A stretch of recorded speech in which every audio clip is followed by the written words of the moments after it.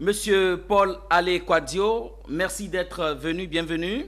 Vous êtes le directeur de la communication, des relations publiques du ministère de la Santé, de l'Hygiène publique et de la couverture maladie universelle depuis janvier 2019 et aussi président du groupe de travail technique GTT Communication des risques et engagements communautaires, l'entité qui gère la communication en période de crise sanitaire en Côte d'Ivoire. C'est bien cela? Oui, c'est ça. Merci. Avec vous, on parlera de la gestion de la communication pendant la crise majeure de la Covid-19. Mais avant, expliquez-nous ce que c'est que le GTT Communication et quelles sont les différentes crises que vous aviez gérées en dehors de la pandémie de la Covid-19. Alors, merci Monsieur Nascimento, merci à Visos 24 de nous recevoir et de nous permettre de parler de la communication des crises en période la communication en période de crise sanitaire.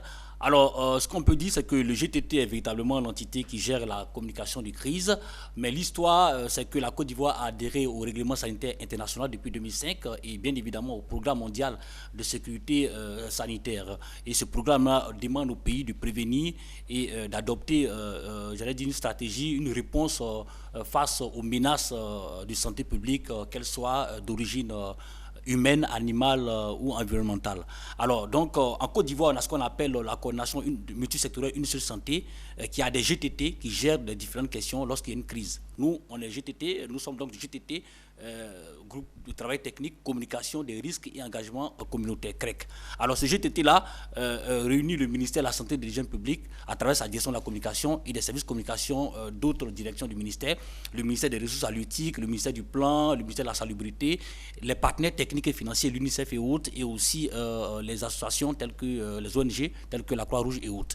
Et au niveau de ce GTT-là, nous travaillons à répondre, n'est-ce pas, aux questions qui nous sont posées, notamment quand il y a des crises. Alors, quelles crises nous avons gérées? Nous avons, par exemple, géré la crise sur la dengue, que nous gérons actuellement, bien évidemment. On a un plan opérationnel sur la dengue.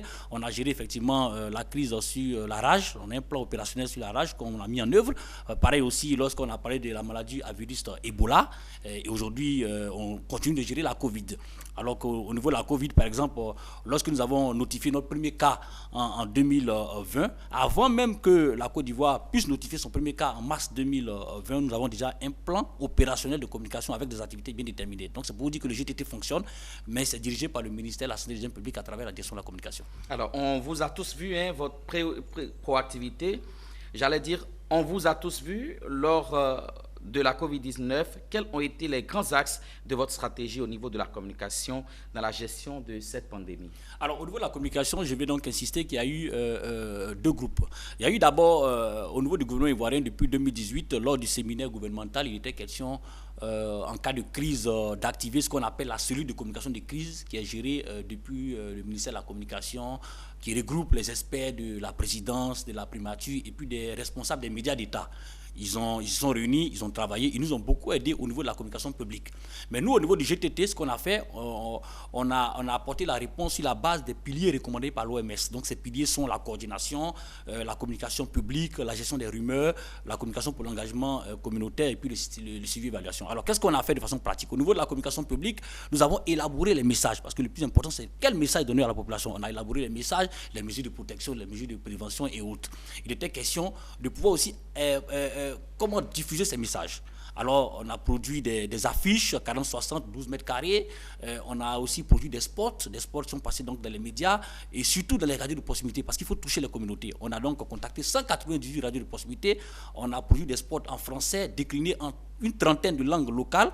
On a travaillé en collaboration avec l'Institut de linguistique appliquée de l'Université d'Abian-Cocody où on a décliné, n'est-ce pas, ces messages en langue locale et surtout aux langues étrangères parlant en Côte d'Ivoire telles que le Moussi, l'Aoussa, l'arabe et autres.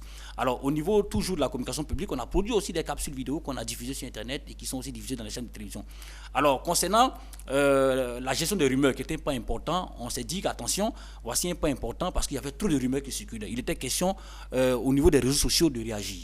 Et qu'est-ce qu'on a fait au départ? On a tissé un partenariat avec les responsables des plateformes digitales qui sont sur les plateformes Facebook, Bénévole Premier Secours, Observatoire, Libre de Côte d'Ivoire, où on a partager les bonnes informations pour un peu effacer tout ce qui était rumeurs, mauvaises rumeurs. À l'autre niveau aussi, au niveau du ministère, on a boosté la page Facebook du ministère, sponsorisé un partenariat avec Facebook, nous a permis de monter de 35 000 abonnés au début de la crise à aujourd'hui 496 000 abonnés. Et quand vous avez 496 000 abonnés, la plateforme digitale la plus puissante du gouvernement, quand vous donnez un message, bien évidemment, ça tue tout ce qui est rumeur.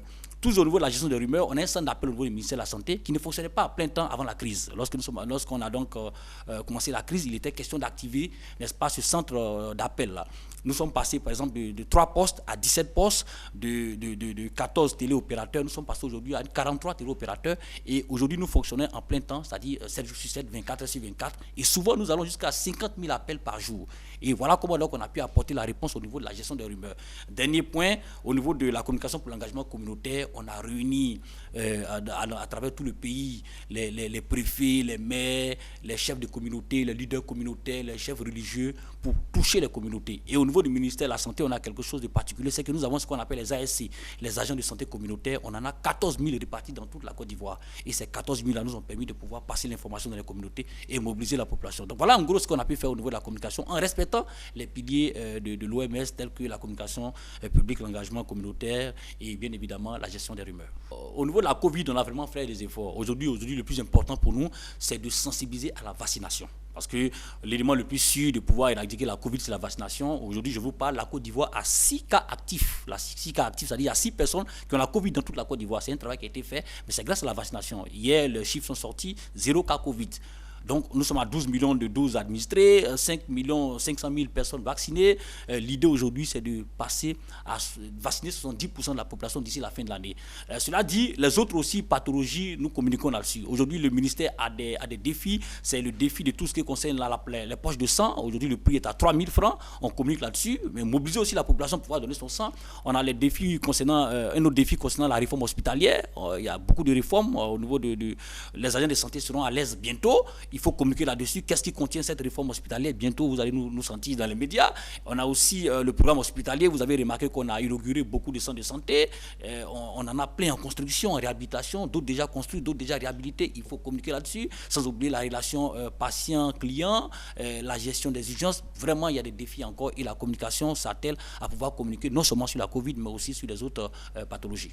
Merci. On vous a connu, journaliste, présentateur, passionné d'économie. Vous avez même reçu en 2018 le prix du meilleur journaliste économique de Côte d'Ivoire. Aujourd'hui, après avoir passé 3 ans aux commandes de la communication de l'un des ministères les plus stratégiques, pensez-vous avoir relevé les défis et quels sont les challenges? Comme on le dit, le ministère de la Santé est un ministère des urgences. Nous avons travaillé sur les 3 ans. C'est vrai que hier, il y a un site internet en ligne qui nous a attribué quand même un bon résultat sur ce qu'on a pu faire durant ces 3 dernières années. On était contents bien évidemment, mais on le dit, mes équipes et moi, mon équipe et moi, on le dit, nous serons véritablement contents quand les Ivoiriens iront dans les centres de santé et trouveront un personnel qui les accueille dans de bonnes conditions. Et nous disons que si on fait un bilan à d'autres niveaux, on estime qu'on a encore du travail à faire parce que le défi aujourd'hui, c'est de réconcilier les Ivoiriens de l'hôpital.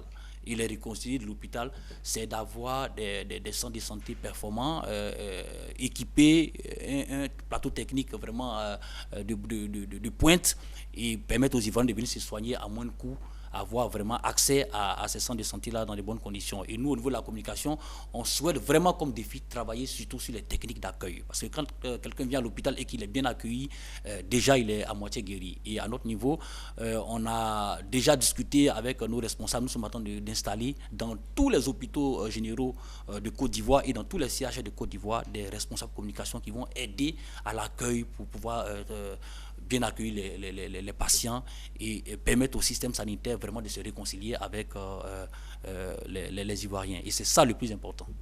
Merci, M. Paul Alekwadio. Je rappelle, vous êtes le directeur de la communication et des relations publiques du ministère de la Santé, de l'hygiène publique et de la couverture maladie universelle. Vous êtes également président du groupe de travail technique sur la communication risque et engagement communautaire.